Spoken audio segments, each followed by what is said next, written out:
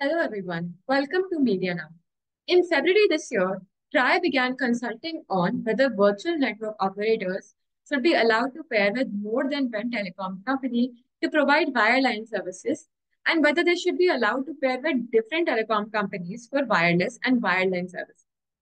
Just for some context, virtual network operators, or VNOs for short, don't own spectrum of their own or their own telecom infrastructure.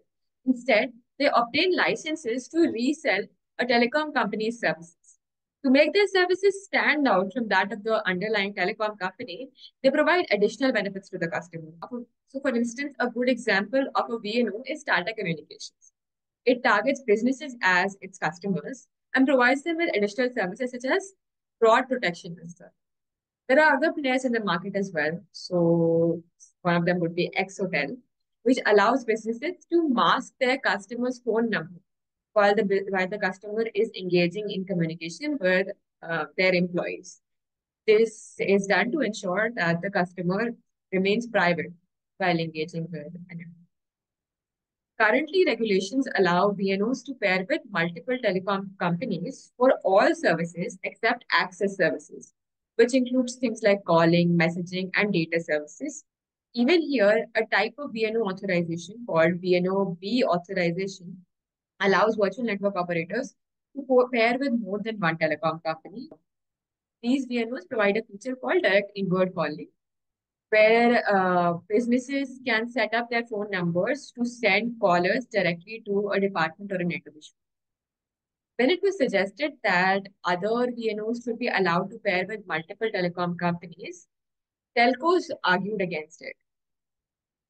Their arguments against multi-parenting continued on from the February consultation to a more recent consultation on authorization frameworks in July.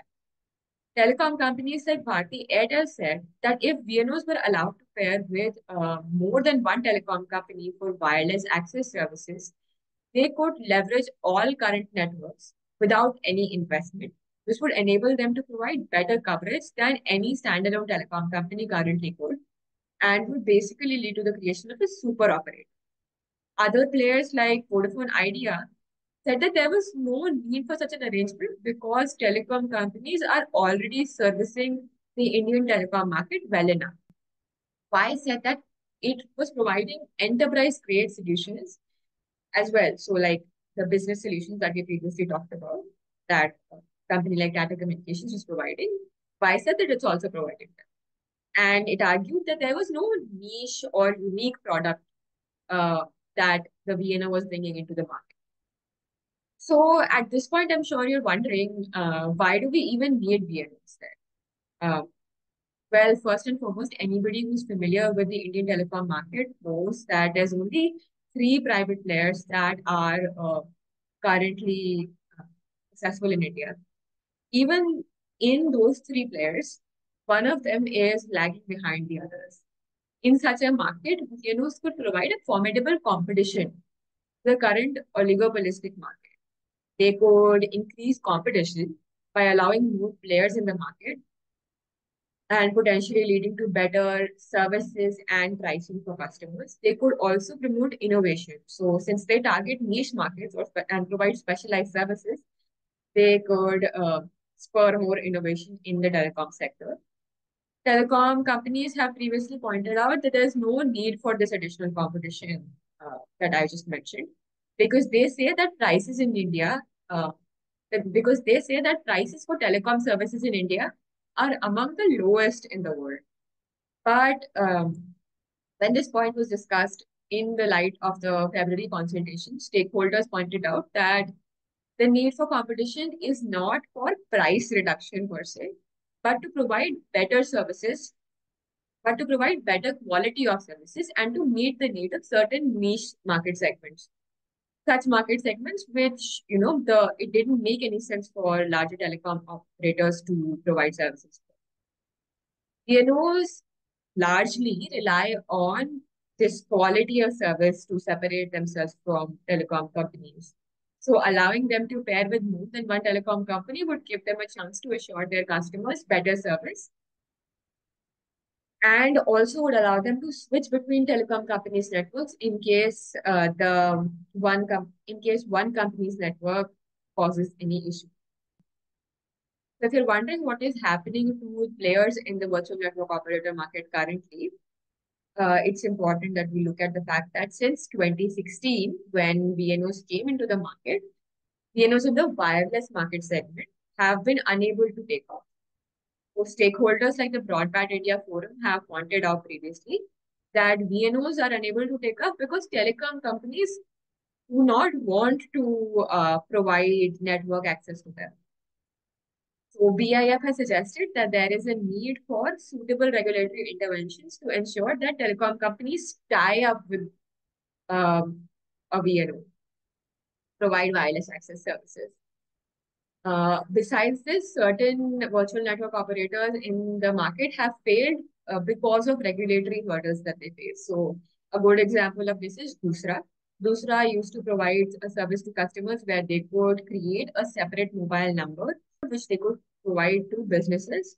Basically, this would ensure that any spam communication that a customer is getting is directed to that one number instead of like hogging up a customer's um, regular use mobile phone number.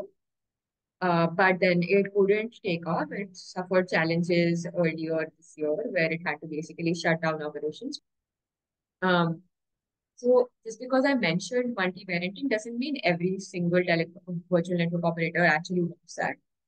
The Virtual Network Operator Association of India responded to the current consultation, saying that instead of allowing multi-parenting, TRAI should seek to make it easier for VNOs to switch between different telecom companies.